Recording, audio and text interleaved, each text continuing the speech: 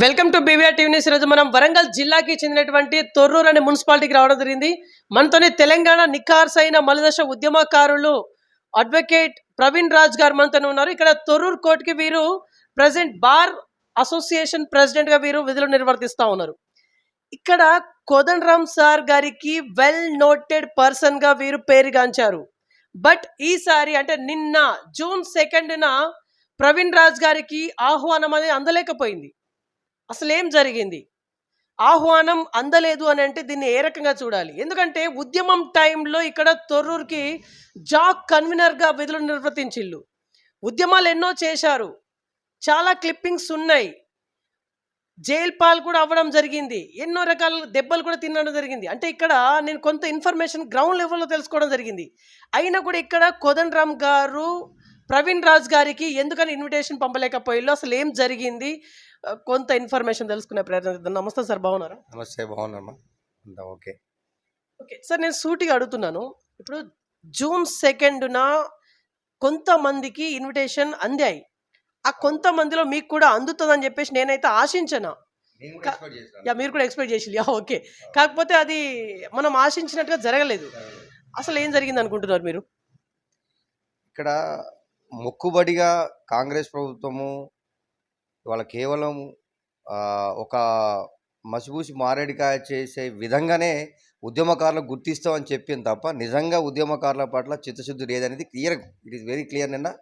ఎందుకంటే ఉద్యమకారులను పిలవాలి అనే విషయంలో కోదండరామ్ సార్కి అప్పగించినారనే విషయం అందరికీ తెలిసిన విషయమే. అయినప్పటికీ కోదండరామ్ సార్ గారి దగ్గర నుంచి ఖచ్చితంగా అన్ని డివిజన్ కేంద్రాల్లో ఉన్నటువంటి కన్వీనర్లకు కానీ అక్కడ ఉద్యమంలో చేసినటువంటి ముఖ్య నాయకులకు కానీ పిలుపు రావాల్సిన అవసరం ఉండే. రాలేదు అంటే ఆయనను ఏ రకంగా రిస్ట్రిక్ట్ చేసిండ్రు మరి ముఖ్యమంత్రి గారు కావచ్చు, కాంగ్రెస్ ప్రభుత్వం కావచ్చు. మరి కోదండరామ్ సార్ను పేరుకు మాత్రమే కోదండరామ్ సార్కు ఆ బాధ్యతలో పోయి తప్ప ఇంతమందిని రిస్ట్రిక్ట్ చేసి చెప్పినట్టుగా అనిపిస్తుంది నాకైతే. ఎందుకంటే కోదండరామ్ సార్ ఎట్టి పరిస్థితుల్లో కూడా ఉద్యమకారుల పట్ల ఎప్పుడు కూడా ఆయన చులకన భావం కానీ తగ్గింపు చూడడం కానీ జరగదు. ఇక్కడ స్పష్టంగా వాళ్ళదే తప్పనేది నాకు ప్రధాన అభిప్రాయం. ఓకే, మీరు చాలా బాధపడ్డారట. జూన్ 2న తెలంగాణ ఆవిర్భావ దినోత్సవం చాలా అట్టహాసంగా జరిగింది. బట్ మీకు పిలుపు రాలేదు అనే కోణంలో మీకు కొంత బాధకి లోనైన్లు అనే మాట వాస్తవమా అవాస్తవమా? 100%. ఎందుకంటే ఇవాళ అందరూ కూడా కాంగ్రెస్ ప్రభుత్వము అధికారంలోకి రాకముందు ఎలక్షన్లలో ఉద్యమకారులను గత ఉన్నటువంటి 10 సంవత్సరాల పరిపాలన చేసినటువంటి టీఆర్ఎస్ ప్రభుత్వం కానీ బీఆర్ఎస్ ప్రభుత్వం కానీ ఉద్యమకారులను గుర్తించలేదు. మేము ఖచ్చితంగా ఉద్యమకారులను గుర్తిస్తాము, వారిని తగిన స్థానంలో సముచితమైన స్థానం కల్పిస్తామని, ఫర్ ఎగ్జాంపుల్గా 200 గదాలు జాగిస్తామని కానీ, ఇంకా నిరుద్యోగంగా ఉన్నటువంటి వాళ్ళకి ఏమైనా ఉపాధి కల్పిస్తామని చెప్పడం కానీ, ఇటువంటి అన్నీ చెప్పి అప్పుడు ఒక ఉద్యమకారుల మనసులో కొంత అంటే 10 సంవత్సరాల నుంచి బీఆర్ఎస్ ప్రభుత్వం మనల్ని పట్టించుకోలేదు, కానీ కొత్త కాంగ్రెస్ ప్రభుత్వం వస్తుంది, మరి వచ్చిన కాంగ్రెస్ ప్రభుత్వం ఖచ్చితంగా మనకు ఏదో ఒక కొంత గుర్తింపు అనేది ఇస్తుందని చెప్పేసి ఆశగా ఉన్నటువంటి ఈ తరుణంలో మొట్టమొదటిసారిగా జరిగినటువంటి ఈ తెలంగాణ రాష్ట్ర ఆవిర్భావ దినోత్సవం దట్టువి దశాబ్దోత్సవాల ముగింపు కార్యక్రమం కాబట్టి ఖచ్చితంగా అందరూ కూడా ఉద్యమకారులందరూ కూడా చాలా ఎక్స్పెక్టేషన్తో ఉన్నారు. ఖచ్చితంగా అందరికీ పిలుపు వస్తుంది, అందరినీ అక్కడ సాధారణంగా ఆహ్వానించి సముచిత గౌరవం ఇస్తారని చెప్పేసి అందరం ఎక్స్పెక్ట్ చేసినాము. కానీ దానికి భిన్నంగా పూర్తి స్థాయిలో విరుద్ధంగా జరిగింది అనేది దాంతో చాలా బాధ వేసింది. ఎందుకంటే గతంలో చేయలేదు, మేము చేస్తామని చెప్పిన వాళ్ళు కూడా చేయకపోతే అది దట్టువి ఆయన ఎలక్షన్లకు బిఫోరు అందశ్రీ గారితో ఇచ్చిన ఇంటర్వ్యూలో రేవంత్ రెడ్డి గారు చాలా స్పష్టంగా చెప్పినప్పుడు అందశ్రీ గారు కూడా చాలా సీరియస్ చెప్పారు. ఎందుకంటే నువ్వు ఇవాళ నెక్స్ట్ ముఖ్యమంత్రి అయిన తర్వాత నువ్వు చేయకపోయినా నిన్ను ఇలా కేసీఆర్ ఎట్టయితే తిడుతున్నానో నీ పరిస్థితి కూడా ఏర్పడుతుందని చెప్పి ఒక వార్నింగ్ ఇచ్చిన పరిస్థితిలో నిజంగా ఆయన పద్ధతి మారుతుంది. రాజకీయ నాయకుడిగా కాకుండా నిజంగా ముఖ్యమంత్రి స్థానంలో కూర్చున్న తర్వాత ఒక సమాజ మనిషిలాగా సమాన ఉంటాడు, ప్రవర్తిస్తాడు అనుకున్నాం. కానీ అందుకు భిన్నంగా అంటే అధికారం వచ్చిన తర్వాత ఎవరైనా ఒకటి అనేది చాలా క్లియర్గా అర్థమవుతుంది ఇప్పుడు. ఓకే సార్, ఇక్కడ చాలా మంది ఉద్యమకారులు బీఆర్ఎస్ నుంచి వెళ్ళి కాంగ్రెస్కి టర్న్ అయ్యిలు. మీరు ఇంకా వెళ్లకుండా ఇదే బీఆర్ఎస్లో కొనసాగుతూ ఉన్నారు. మీకు ఆఫర్లు ఏమి అందలేదా?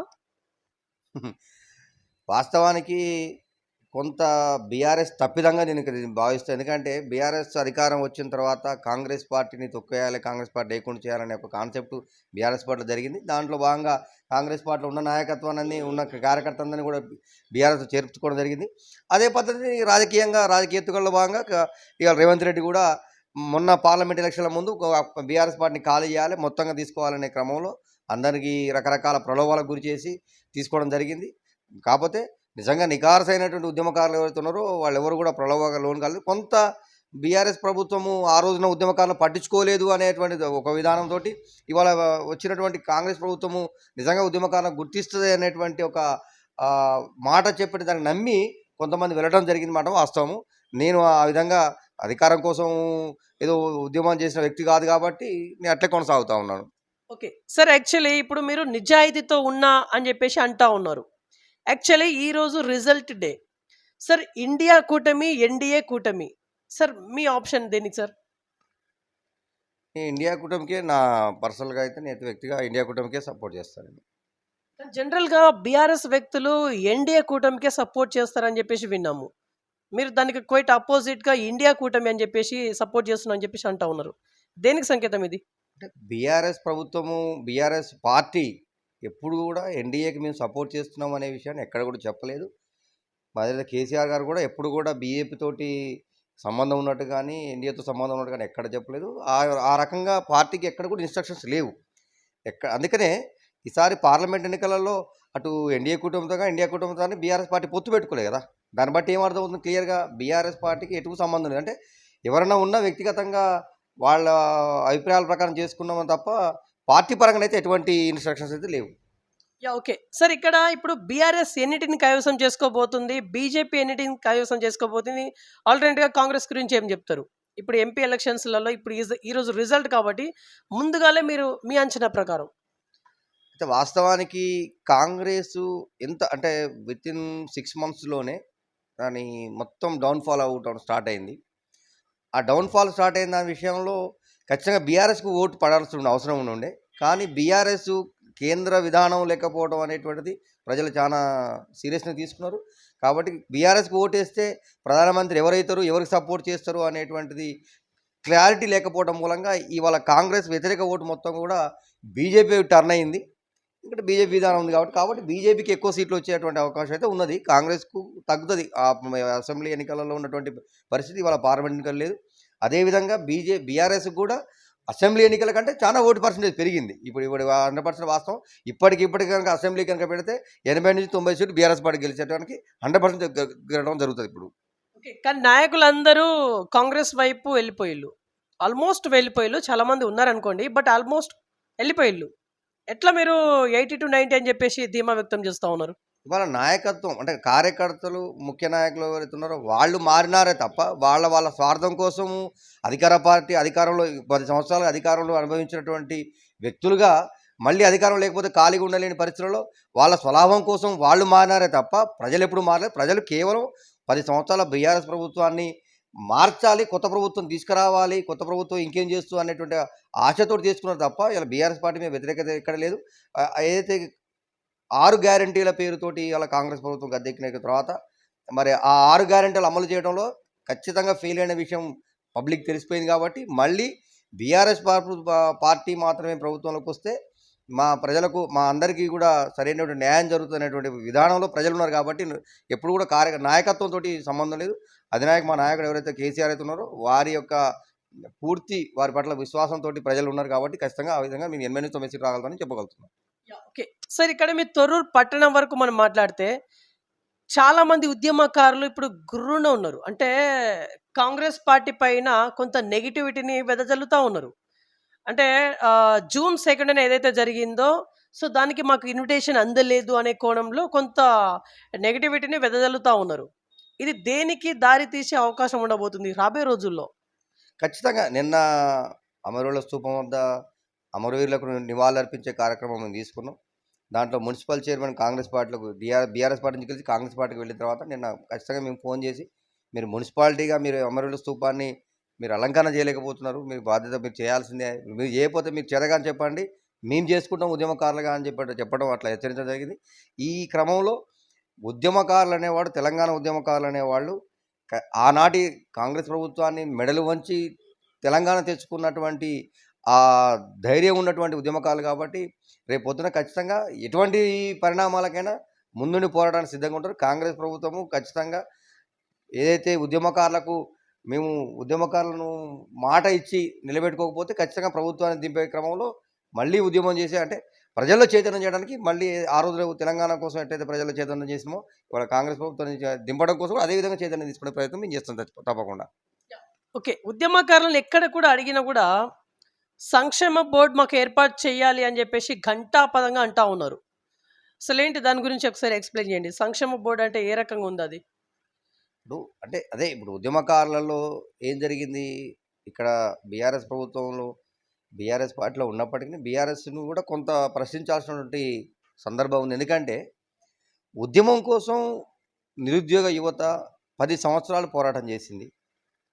మళ్ళీ ఉద్యోగం తెలంగాణ వచ్చిన తర్వాత 10 సంవత్సరాల వరకు కూడా ఉద్యోగ కల్పనలో ప్రభుత్వ ఉద్యోగ కల్పనలో కొంత తప్పిదం జరిగింది. కాబట్టి ఒక 20 సంవత్సరాలు యువత జీవితం అంటే ఒక తరం జీవితం నాశనం అయిపోయినటువంటి పరిస్థితిలో మరి ఆ సంక్షేమ నిధి అని చేసి ఎవరైతే ఆనాడు ఉద్యమాల్లో పాల్గొన్నారో వాళ్ళ కుటుంబాలను ఎందుకంటే కుటుంబాలను పక్కన పెట్టి ఉద్యమాల్లో ఒక 10 సంవత్సరాలు వాళ్ళ జీవితాన్ని మొత్తాన్ని ఆ యువత ఆ వయసు మొత్తాన్ని కూడా తెలంగాణ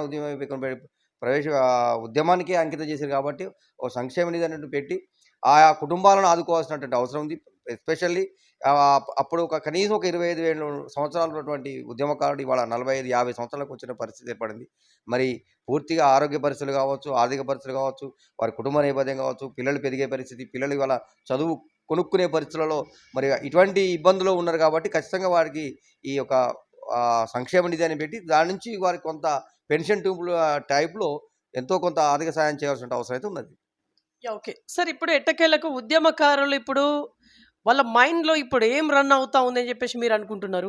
ఇప్పుడు కాంగ్రెస్ పార్టీ వచ్చింది. అబోవ్ 100 డేస్ పాలన అయితే కంప్లీట్ అయిపోయింది. అబోవ్ 150 డేస్ కూడా అయిపోయింది. ఓకే. సార్ 150 వదిలేద్దాం. మనం 100 డేస్ గురించి మాట్లాడదాం. ఎందుకంటే 100 రోజుల్లో ఫుల్‌ఫిల్ చేస్తామని చెప్పేసి అధికారంలో వచ్చిన పార్టీ కాంగ్రెస్ పార్టీ. మీ ఒపీనియన్ ఏంటి దీనిపైన? చిన్న ఎగ్జాంపుల్ చెప్పాల్సిన ఈ విషయంలో కాంగ్రెస్ పార్టీ ఇచ్చిన 6 గ్యారంటీలలో ఫస్ట్ వాళ్ళు చెప్పుకుంటున్నారు మహిళలకు సాధికారత కోసం మేము మహిళలకు బస్సు ఉచిత ప్రయాణం మేము అమలు చేస్తున్నాం అని చెప్తున్నారు. మీకు తెలియదో కానీ గత 15-20 సంవత్సరాల క్రితము ఒక ఆర్టీసీ బస్సు స్టేజ్ మీద ఆపాలంటే ఇబ్బంది అయిన పరిస్థితి ఉండేది. ఎందుకంటే బస్సు ప్యాక్ అయిపోయేది. బస్సు ఊరు దాటిన తర్వాత బస్సు ఆపుకొని కండక్టర్ టికెట్ ఇష్యూ చేసే పరిస్థితి ఉండే. మరి మీరు ఇవాళ 20 సంవత్సరాల తర్వాత ఇవాళ ఆ పరిస్థితి చూస్తూ ఉన్నాం మనం. కేవలము ఉచిత ప్రయాణం పేరుతోటి మహిళలకు ఉచితం ఇస్తున్నది తప్ప సరైనటువంటి సర్వీస్ని ఇవ్వకుండా అప్పుడు మనకు ఎగ్జాంపుల్ తొరూరు నుంచి ఎటువైపు వెళ్ళినా జనగాం వైపు వెళ్ళినా హనుమకొండ వైపు వెళ్ళినా ఖమ్మం అయినా సూర్యాపేట అయినా మహబూబాద్ వైపు తొరూరు కేంద్రంగా చుట్టూ ఎటువైపు వెళ్ళాలన్నా కూడా ప్రతి హాఫ్ అన్ అవర్ టు 1 అవర్కు బస్సు ఉండేది. మరి వాళ్ళ 3 అవర్స్కు 4 అవర్స్కు ఒక బస్సు పెట్టే పరిస్థితి. అంటే సర్వీస్ మొత్తాన్ని తగ్గించేసి 4 సర్వీస్ ఇచ్చే ప్లేస్లో ఒకటే బస్ సర్వీస్ పెట్టి అందులో జనాల్ని బాగా కిక్కిసేటట్టుగా తీసుకువెళ్ళి మేము ఉచిత ప్రయాణం ఇస్తున్న మహిళకి అని చెప్పుకుంటుంది తప్ప సర్వీస్ ఇవ్వకుండా అట్టర్లీ ఫ్లాప్ అయినటువంటి ప్రోగ్రామ్ ఏంటంటే మహిళలకు ఉచిత బస్సు ప్రయాణం. ఇక మిగతా ఏ కార్యక్రమాలు తీసుకునేమో దీపం పథకం గ్యాస్ సిలిండరు మేము వెంటనే ఇస్తున్నాము, అకౌంట్లోకి పడుతుంది 500 చెప్పారు. అది ఎక్కడా పడట్లేదు. ఉచిత విద్యుత్ అన్నారు, 200 యూనిట్లు అన్నారు. 200 యూనిట్లు అని చెప్పినప్పుడు ఇప్పుడేమంటున్నారు, 200 యూనిట్ల వరకు లోపు వాడుకుంటేనే మేము ఉచితం ఇస్తాము, that to be white card ఉండాలి అంటున్నారు. అంటే వాళ్ళు అధికారంలో రాకముందు ఇచ్చిన మాట వేరు, అధికారంలోకి వచ్చిన తర్వాత ఇచ్చేటువంటి మాట వేరు. మేము వెంటనే మేము రైతులకు ఈ లోన్ మాఫీ చేస్తామన్నారు, అది లేదు. ఎక్కడ వాళ్ళు ఇచ్చిన ఏ హామీ కూడా పర్ఫెక్ట్గా అమలు చేసేటువంటి పరిస్థితిలో ఇవాళ కాంగ్రెస్ ప్రభుత్వం లేదు. 15 ఆగస్టు లోపు ఈ 2 లక్షల రుణమాఫీ బరాబర్ చేస్తామని చెప్పేసి దేవుళ్ళ మీద ప్రామిస్ చేసి మరి చెప్తా ఉన్నారు రేవంత్ రెడ్డి గారు. మీరు దీన్ని నమ్మట్లేరా? ఇప్పుడు ప్రజానాయకుడు ఎప్పుడు కూడా ప్రజల విశ్వాసాన్ని పొందాలి తప్ప ఊర్లలో పంచాయతీ జరిగినప్పుడు ప్రమాణాలు చేసినట్టుగా లేమ్యాన్ లెక్క నేను ప్రమాణం చేస్తున్నా, యాదగిరిగుట్ట దేవునిపై ప్రమాణం చేస్తున్నా, అక్కడ గుడి దేవుని ప్రమాణం చేస్తున్నా. ఏంటి ప్రమాణాలు ఏంటంటే నాకు అర్థం కాదు. ప్రమాణాలు చేయటువంటి వాళ్ళు చదువుకున్న విజ్ఞత ఉన్నటువంటి వ్యక్తులుగా ప్రజల విశ్వాసాన్ని పొందాలి కానీ దేవుని ప్రమాణం చేస్తే అయిపోతుందా? దేవుని మీద ప్రమాణం చేయగానే పనులు అయిపోతాయా? ఏంటది ఆ విశ్వాసం?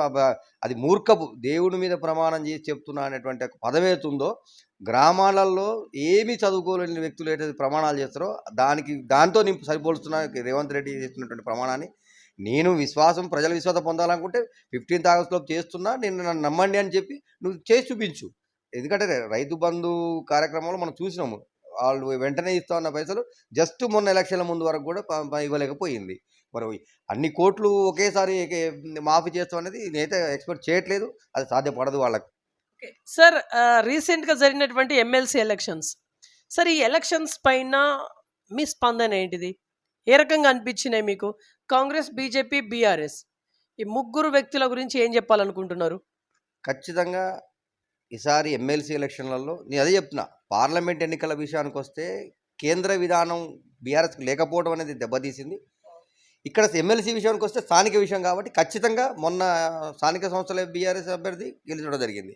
రేపు కూడా ఈ కరీంనగర్, నల్గొండ, ఖమ్మం, వరంగల్ నియోజక 3 జిల్లాలకు సంబంధించినటువంటి ఉప ఎన్నికలలో గ్రాడ్యుయేట్స్ ఎమ్మెల్సీలో ఖచ్చితంగా బీఆర్ఎస్ పార్టీ గెలుస్తుంది. ఇక్కడ మంచి మెజార్టీతో గెలుస్తుంది, మామూలు కాదు. ఎందుకంటే కాంగ్రెస్ పార్టీ ఏం చేసిందనేది ప్రజలకు అర్థమైపోయింది.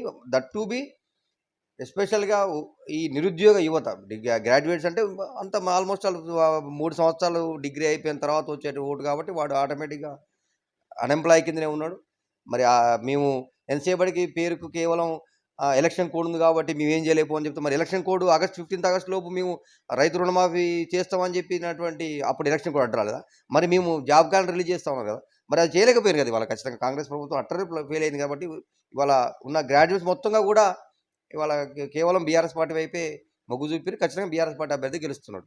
ఓకే. అంటే ఇక్కడ బయట ఎక్కడ చూసినా కూడా తిన్మార్ మల్లన్న వర్సెస్ గుజ్జుల ప్రేమేందర్ రెడ్డి అని చెప్పేసి అంటా ఉన్నారు. ఏం చెప్తారు మీరు? నేనైతే ఇప్పుడు నా అభిప్రాయం అడిగిండ్రు, వాళ్ళ అభిప్రాయం అది. నాకున్నటువంటి అభిప్రాయం నేను క్లియర్ చెప్తున్నా. ఇవాళ యువత మొత్తంగా కూడా బీఆర్ఎస్ పార్టీ వైపు మొగ్గు చూపింది. ఎందుకంటే ఇవాళ గతంలో విద్యుత్ విషయంలో కానీ, సాగునీటి విషయంలో కానీ, ఆ 15 సంవత్సరం పరిపాలనలో ఫస్ట్ 4-5 సంవత్సరాలు వాళ్ళు వర్క్ చేసుకుంటున్నారు. నెక్స్ట్ సెకండ్ ఇయర్కి వచ్చిన తర్వాత సెకండ్ పరిపాలనలోకి వచ్చినప్పటికీ అన్నీ పర్ఫెక్ట్ చేయగలిగారు. విద్యుత్ విషయంలో కానీ, సాగునీటి విషయంలో కానీ. ఇవాళ క్లియర్ కనపడతా ఉంది కదా, ఎక్కడ అన్ని చెరువులు ఎండిపోతూ ఉన్నాయి, కరెంటు ఇష్టం వచ్చిన టైం పోతూ ఉంది. ఇవన్నీ చూస్తున్నారు కదా. మళ్ళా కాంగ్రెస్ ప్రభుత్వాన్ని చురక వేయకపోతే, అంటే ఎప్పుడు కూడా ఎదురున్న అధికారంలో పార్టీ ఒక చురక వేయకపోతే మళ్ళీ అదే పద్ధతి వాళ్ళకు ఉన్నటువంటి పద్ధతిలో వెళ్ళిపోతూ ఉంటారు. కాబట్టి ఖచ్చితంగా చురక అందించడం కోసమైనా వాళ్ళ బీఆర్ఎస్ పార్టీకి మొగ్గు చూపుతున్నారు ప్రజలు. కాబట్టి బీఆర్ఎస్ పార్టీ గెలిచేటువంటి అవకాశాలు ఎక్కువ ఉన్నాయి. Okay sir, last and finally మీరు గతంలో జాక్ కన్వీనర్గా విధులు నిర్వర్తించిళ్ళు, ఉద్యమాల్లో ఎన్నో ఘట్టాలను ఎదుర్కొన్నారు. ఫైనల్లీ ఏమైనా చెప్పి ముగించాలనుకుంటున్నారా ఒక ఉద్యమకారుడిగా? ఇప్పుడు అధికారంలోకి వచ్చినటువంటి బీఆర్ఎస్ ప్రభుత్వం కావచ్చు, ఆ రోజు మేము ఉద్యమాలు చేసినాయి. ఆ తర్వాత బీఆర్ఎస్ ప్రభుత్వం కూడా కనీసం ఉద్యమకారుల విషయంలో నేను బీఆర్ఎస్ పార్టీలో ఉన్నప్పటికీ బీఆర్ఎస్ పార్టీ విధి విధానాలను నేను వ్యతిరేకిస్తాను కొన్ని సందర్భాలు. ఎందుకంటే ఆ రోజున వాస్తవానికి కూడా కేసీఆర్ గారు అసెంబ్లీ ఎన్నికలకు అప్పుడు తిరిగిన ప్రచారం చేసిన విధానం కానీ, ఆయనకున్న మైండ్ సెట్ కానీ పార్లమెంట్ విషయానికి వచ్చరికే పూర్తిగా మైండ్ సెట్ చేంజ్ అయింది. ఎందుకంటే అందుకే ప్రజలు కూడా కోరుకుంది అదే. ఎందుకంటే మైండ్ సెట్ మారాల కోసమే ఒక మార్పు తీసుకొచ్చారు ప్రజలు. ఆయన మరోసారి గెలిస్తే మళ్ళీ సేమ్ పద్ధతి కొనసాగుతుంది అనేటువంటి ప్రమాదం ఉంది. అందుకే ఎప్పుడైతే ఓటమి జరిగిందో కేసీఆర్ గారి మైండ్ సెట్ కూడా చేంజ్ అయింది. పార్లమెంట్ ఎన్నికల్లో ఆయన తిరిగిన విధానం కావచ్చు, ఆయన మాట్లాడిన విధానం కావచ్చు, చాలా స్పష్టంగా ఆ మార్పు కనిపించింది. నిజంగా ఏ ఒక్క రోజు కూడా ఉద్యమకారులను పిలిపించుకొని, ఉద్యమకారులు మీకు ఏంటి పరిస్థితి, మీరు ఎట్లున్నారు, ఏం జరుగుతుంది, మీ యొక్క కుటుంబ పరిస్థితి ఏంది, కుటుంబ నేపథ్యం ఏంది, మరి మీకు ఏ రకమైనటువంటి సహాయ సహకారాలు ప్రభుత్వం నుంచి అందాల్సిన అవసరం ఉన్నది అనేది ఆయన ఏ రోజు కూడా ఉద్యమకారుల నుంచి అభిప్రాయం సేకరణ చేయలేకపోయాడు. మరి వాళ్ళకి ఏం ఉద్యమకారులను పట్టించుకుంటూ అని చెప్పి అధికారంలోకి వచ్చిన కాంగ్రెస్ పార్టీ కూడా అదే పరిస్థితి కొనసాగిస్తూ ఉంది. ఎందుకంటే అధికారం రావడం కోసం మాత్రమే వీళ్ళను ఉద్యమకారులను వాడుకునే పరిస్థితి కనిపిస్తుంది. కాబట్టి చూద్దాం పరిస్థితులు ఎట్లుంటే. ఇంకా మనం ఇప్పుడే కాంగ్రెస్ ప్రభుత్వాన్ని అంత తీవ్ర స్థాయిలో కూడా వ్యతిరేకించే పరిస్థితి, విమర్శించే పరిస్థితి. ఎందుకంటే అది వచ్చి 6 నెలలు కూడా కాలేదు. ఇంకా 4 సంవత్సరాల వాళ్ళకు ఉన్న టైం ఉంది. చూద్దాం. ఈ 4 సంవత్సరాలలో పరిస్థితులు ఇవే కొనసాగితే ఖచ్చితంగా ఉద్యమకారులు అందరం కూడా ఏకమవుతాం. మళ్ళీ ఈ ప్రభుత్వాన్ని గదించడానికి సిద్ధంగా ఉంటాం మేమైతే. ఓకే, సో ఇది ఇవాల్టి ఇంటర్వ్యూ. నెక్స్ట్ మరొక ఇంట్రెస్టింగ్ మరి పడదాం. మీరు చూసుకోండి BVR TV news. Until then bye, take care.